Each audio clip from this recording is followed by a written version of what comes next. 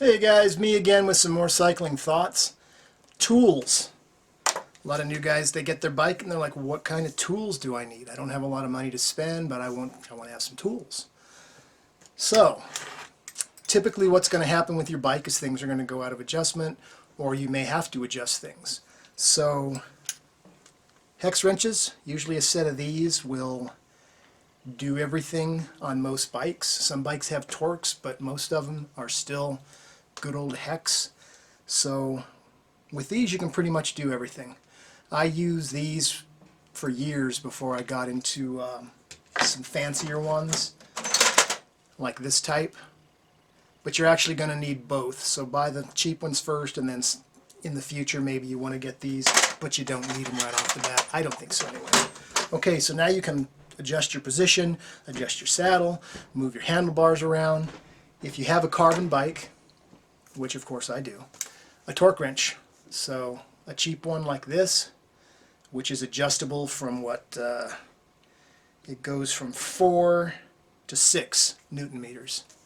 Okay, so this will do most stems, seat bolt clamps, saddles. They're usually higher than this, but that's aluminum. Usually you don't have to worry about breaking it. So anyway, one of these. If you have money, get a better one that goes higher. I have one of those too, but this was my first one. Okay. So now we can move things, and we can properly torque them so that we don't destroy the bike, and the bike's adjusted. Yippee! Okay, but what about wear items? Okay, your chain's going to wear out. Don't run an old chain, because you're going to ruin your chain rings and you're going to ruin your cassette. And the prices on chain rings are so expensive, it's like you might as well just buy a new crank. So you're talking hundreds of bucks. So anyway, you're going to need to switch your chain. So you're going to need a chain tool like this Park. You can get by with a cheaper one as long as it fits an 11 speed or 10 speed or whatever kind of chain you have. So make sure, like if you have a new 12 speed bike, the old ones may not work. Otherwise, you can get by with a cheap one. Okay, you get the chain off. What if you have a quick link? A lot of chains are using, if you can see that, a little snap ring basically, which is, to me, the best way to do it. Getting these off, or getting them on a new chain, you can do with some needle nose pliers. But what if you're a guy who, you're new to cycling, you don't have a needle nose pliers, you live in an apartment, you don't have a room for a lot of tools. What are you going to do? Well, and I just bought these, and I've been playing with bikes for years. Quick link tool. This makes it so incredibly easy to get those on and off. Really worth having. If you have needle nose pliers or regular pliers, you can probably do it without this, but this is the best way without mucking shit up. Okay. Now how are you going to get your cassette off? So you're going to need a little spline tool to get your cassette off,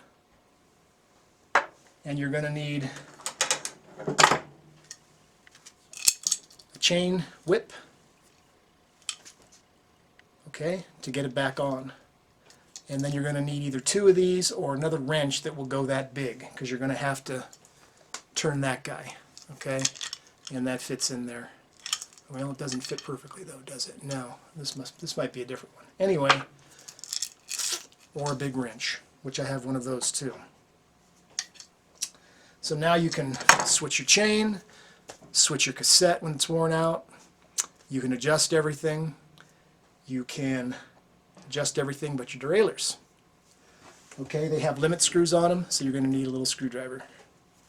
Okay, I just use a little flat blade. Usually they're Phillips or flat blade. And you can just adjust those little screws, get your gears working good, and that's about all you need for your just basic maintenance, just basically working on your bike. Of course, all the other tools are really awesome to have. Another awesome tool to have, which is underrated, is when you go to change your cables. If you have, well, if you have hydraulic brakes, you still have cable shifting unless you have Di2. So if you have cables, is really good cable cutters. These cut housing, they cut the inner cables so clean, it's awesome. They make it so easy. Once again, lived without this for years. I just bought, you know, regular pair of side cutters that were really sharp, and I just kept them for my bicycle cables, and it was a hassle. I did it, but I had other tools at home, and I didn't have that much money to, you know, to spend on tools. I'd rather be buying, you know, tires or new saddles or whatever. And another thing that's handy to have is, as I've seen another one of those, is, yeah, a tape measure, a metric tape measure. Bike stuff's usually in millimeters, so yeah. So not that much really as far as tools to really get going. And of course I have a whole box of tools now, because when I need something I buy it. I have, you know, I've got the money. Sadly, you have to wait till you're old and you can't hardly do it no more before you have the money to buy stuff. Anyway, tools, thoughts. Thanks for watching.